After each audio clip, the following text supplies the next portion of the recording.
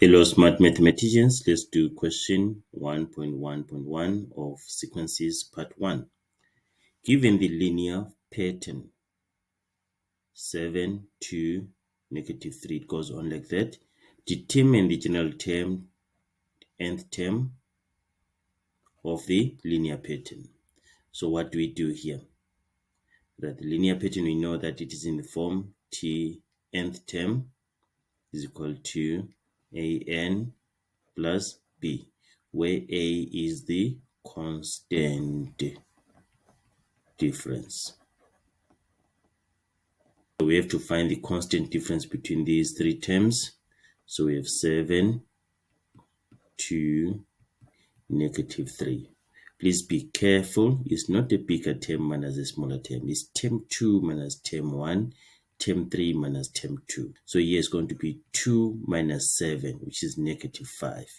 Then negative 3 minus 2 is negative 5. You see that? So the common difference here, the constant difference is negative 5.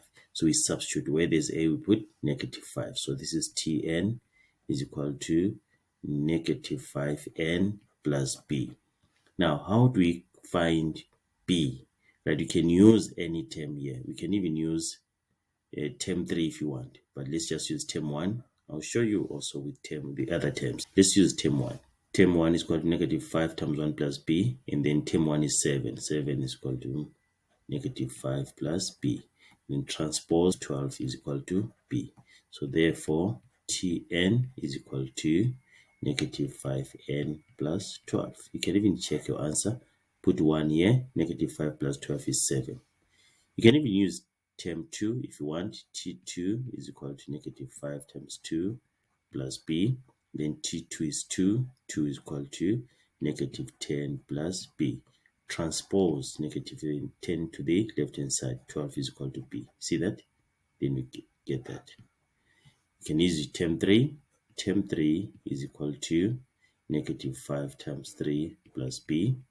Our term 3 is negative 3. Negative 3 is equal to negative 15 plus b.